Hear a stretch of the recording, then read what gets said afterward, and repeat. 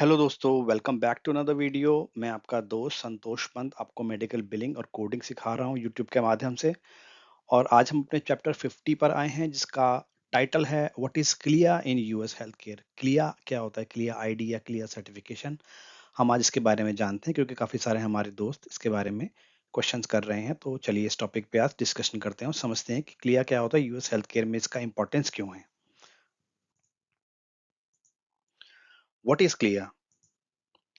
The Clinical Laboratory Improvement Amendments of 1988 (CLIA) are regulatory standards that apply to all clinical laboratories in the US. That means कि यह एक तरह का amendment है, एक तरह का कानून है, एक्ट है जो यूएस गवर्नमेंट ने 1988 में क्लियर किया था। तो इसका CLIA का मीनिंग है clinical laboratory improvement amendments of 1988। ये 1988 में ये इंप्लीमेंट हुआ था।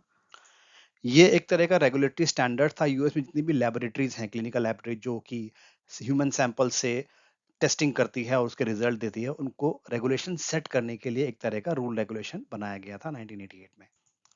ये सभी लेबोरेटरी जो भी यूएस के एरिया में आती हैं, उन सबके ऊपर अप्लाई होता है। CLIA program sets standards and issue certificates for clinical laboratory testings.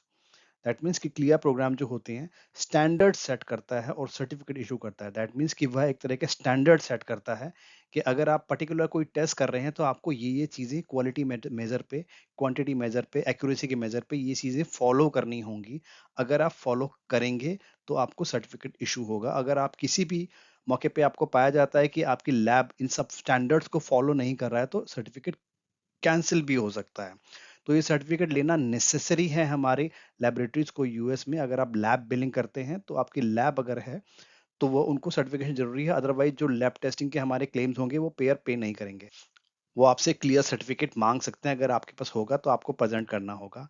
But अगर आपने स्टैंडर्ड्स फॉलो नहीं किए तो गवर्नमेंट के पास अगर कंप्लेन आती है या सीएमएस के पास कंप्लेन आती है तो वो सर्टिफिकेशन कभी भी कैंसिल हो सकता है।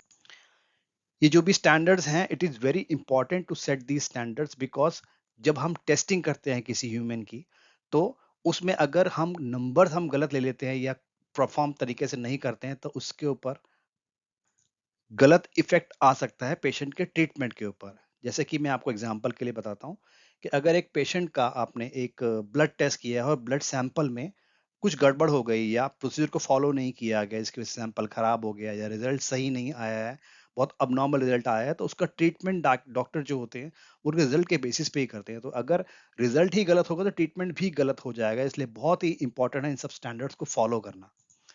और जो हमारे दोस्त इस प्रोसेस में ऑलरेडी काम करते हैं, दे विल ऑलवेज नो के जो हमारे लेबोरेटरी के टेस्ट कोड होते हैं, सीपीटी कोड 80,000 सीरीज के होते हैं, 8 से शुरू होते हैं, ये सब हमारे लैब टेस्ट होते हैं।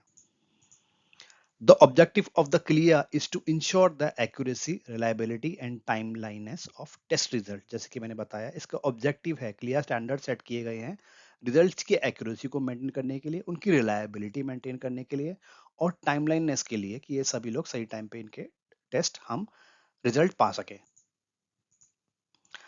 Upon certification a 10 digit alpha numeric number assign to the laboratory site.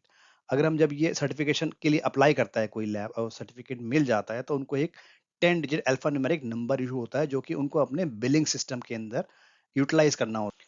आप जो भी पीएम सिस्टम्स यूज करते हैं उसके अंदर एक स्पेसिफिक कॉलम होगा, आप उसमें स्टैंड अप सेटिंग के अंदर उसको सेव करेंगे, जिससे वो आपके क्लेम्स के ऊपर इलेक्ट्रॉनिकली या पेपर पे आने लगेगा। Clear number field in the block 23 of CMS 1500 form. अगर आप सेटिंग में अपना नंबर डाल देंगे क्लियर नंबर तो आपके ऑटोमेटिकली बॉक्स 23 में CMS के फॉर्म पे 23 बॉक्स में आपके क्लियर नंबर आ जाएंगे और पेयर्स को मिल जाएंगे। अगर पेपर पे क्लेम होगा तो पेपर पे आपका शो हो जाएगा, इलेक्ट्रॉनिक क्लेम जाएगा तो इलेक्ट्रॉनिकली सेगमेंट को फिल कर देगा उस क्लियर नंबर से, तो आपके क्लेम में कोई प्रॉब्लम नहीं आएगी। Okay, what are CLIA waived test? अब जो क्लियर टेस्ट जो है हमारे, जो भी मैंने बताया 80,000 सीरीज के कोड्स होते हैं, सभी में आपको क्लियर टेस्ट जरूरी चाहिए होता है, क्लियर सर्टिफिकेशन जरूरी होनी चाहिए, क्लियर नंबर होना चाहिए आपके क्लेम के अंदर। बट कुछ कोड्स ऐसे भी हैं जो क्लियर वेव टेस्ट है, उनके लिए क्लियर सर्टिफिकेट लेने की आपको जरूरत नहीं है, क्लियर नंबर भी इंक्लूड करने की शायद जरूरत नहीं है, आपके क्लेम वैसे ही आपके पे हो जाते हैं। These are certain laboratory tests which are determined as so simple or there is very less risk of error।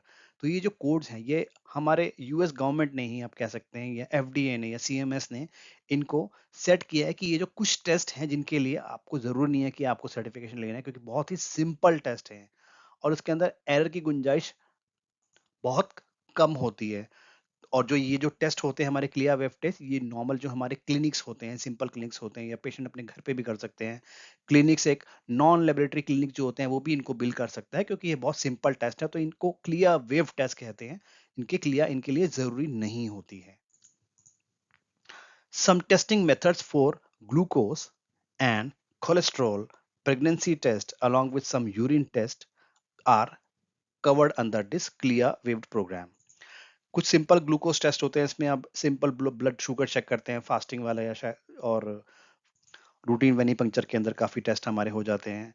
और कोलेस्ट्रॉल पेशेंट का आप चेक कर रहे हैं, वो कोलेस्ट्रॉल क्योंकि स्टेबल नहीं रहता है, खाने के बाद डिफरेंट हो जाता है, कई बारी आपके एक्टिविटीज के कारण अप डाउन हो जाता है, तो रिस्क के चांसेस भी थोड़ा कम है, और हो भी जाता है तो इसको गवर्नमेंट ज्यादा तवज्जो नहीं देती error.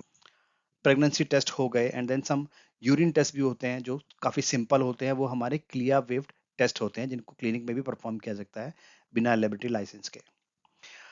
If the payer deny any of this test stating that clear id is missing, we can resubmit the claim by adding the modifier qw which states the performed test is clear wave. Okay, ये बहुत important है हमारे AR के दोस्तों के लिए। कुछ हमारे क्लेम्स होते हैं, 80,000 सीरीज हमारे ऑफिस में बिल हो जाते हैं और वो क्लियर वेव टेस्ट होते हैं, बट पेयर्स कई बार उसमें हमारे डिनाई कर देता है कि आपकी क्लियर आईडी मिसिंग है। उन केसेस में हमें वह सिंपली हम उन क्लेम को फिक्स करते हैं, क्यू डब्ल्यू मॉडिफायर लगा के हम उन क्लेम को रिफाइल कर देते हैं।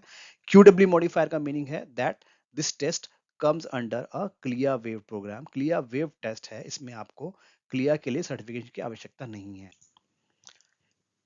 इन डिनायल्स को आप सिंपली सॉल्व कर सकते हैं क्यू डब्ल्यू मॉडिफाई लगाकर। इससे आपके क्लेम में ये आइडेंटिफाई हो जाएगा, अगर पेयर ने गलती से क्लेम प्रोसेस कर दिया है क्लियर के लिए, डिनाई कर दिया है गलती से, तो क्यू डब्ल्यू मॉडिफाई लगाने से आपके क्लेम रिफाइल आप करेंगे तो क्लेम की पेमेंट इजिली आ जाएगी।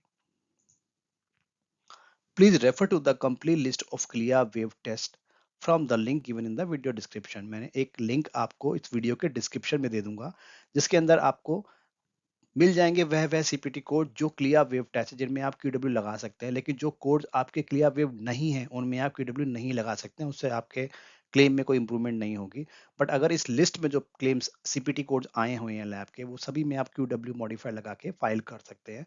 और ये जो लिस्ट है ये टाइम टू टाइम चेंज होती रहती है, तो आप इस लिस्ट को आपको रिफ्रेश करना पड़ेगा बार बार। हो सकता है एवरी ईयर ये कोड में कुछ कोड्स डिलीट हो जाए, ऐड हो जाए, इसलिए आपको ध्यान रखना है कि आपको अप टू डेट जब जिस क्लेम पे काम कर रहे हैं, उस क्लेम पे जो डेट ऑफ सर्विस है वो उस क्लियर वेव के अंदर आती है या नहीं आती है। तो दोस्तों आज का वीडियो हमारा यहीं तक था। आपको मेरे वीडियो अच्छे लग रहे हैं, नॉलेजेबल लग रहे हैं, तो जाते जाते सब्सक्राइब जरूर कीजिएगा और लाइक जरूर कीजिएगा। और बहुत ही जल्दी हम अपने अगले वीडियो में मिलते हैं दोस्तों। धन्यवाद।